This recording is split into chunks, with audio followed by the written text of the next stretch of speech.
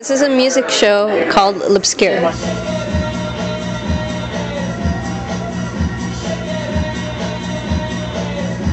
For those of us who don't know who MSTRKRFT is there a way that you'd like to describe yourselves?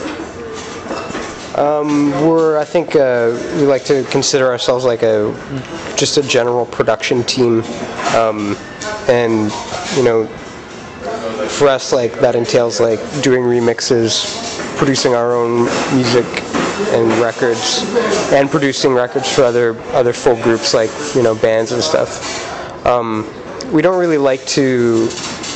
We just want to keep it as flexible as possible and as open-ended as possible, because we do have ideas to do a lot of things, and the more freedom the infrastructure can afford us, the better. Nice. That was a way more thorough and full, complete answer than she could have ever expected. That was great. That definitely was. It was not what I was expecting. I was very expecting something to the point. Short. Thank you.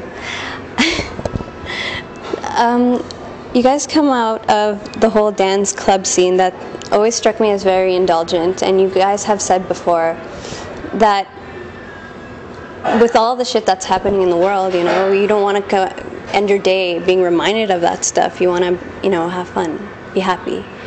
And it's funny how you make an indulgent world like that come off as humanity's savior. Is that your spin on your own music, or is that dance music in general? That's music history in general. Like, at any given point, the people are always searching out for something else beyond what's happening on the real level. Great Balls of Fire is not a literal song. It's not about changing anything, but it's about it's like a party inside the song that you can lose yourself in. Almost nobody in rap actually has the money they talk about, but it's a fantasy world that people who have nothing can live within.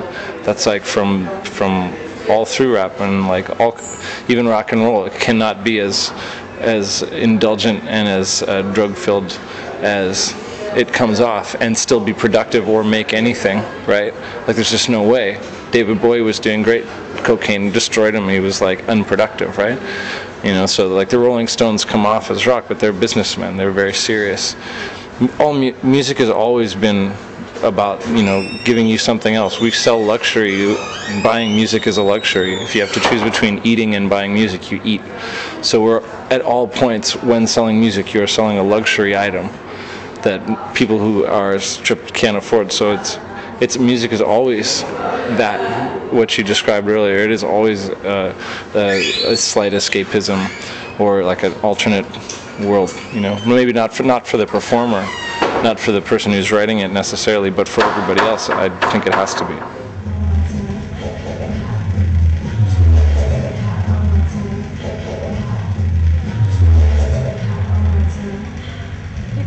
Your music, okay, it comes off as fresh, refreshing, and totally unfazed from the outside world. And considering you have, projects and groups apart from this one, like Death from Above and Girls Are Short, is it ever difficult when composing to keep it MSTRKRFT, or without it touching the other two groups? No, well, first of all, currently MSTRKRFT is my only exclusive project. Girls Are Short was over a couple years ago. No, it's really easy. MSTRKRFT, MSTRKRFT production just happens. It's just us in the studio, working through an idea, coming up with new things. It's never forced. As soon as it starts to feel like we're trying to force something, we usually abandon it and try a different avenue. So it's, for us, I think it's pretty natural when we're in the studio making tracks. And just to comment on your keeping it fresh and refreshing comment, yeah, I mean, we do try to do that a lot. We don't want to ever get to a point where we're really comfortable and we're running through the same ideas again. We always want to challenge ourselves and hear something that we've made that we've never heard anybody else make before, and also ourselves.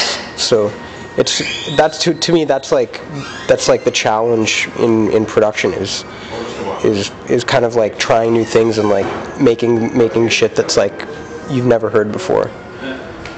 Further to that, I think that even more so making dance more than rock, because dance has its confines in structure and arrangement in order for it to be playable in a dance club, and that's the only setting we ever think about our music being played. We make music for a club. We make it for DJs, you know, like even in our arrangements designed so you can play them easier.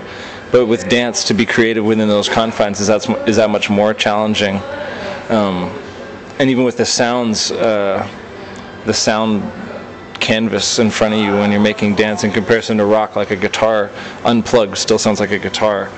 Do you know what I'm saying? But a synthesizer in the beginning sounds like nothing.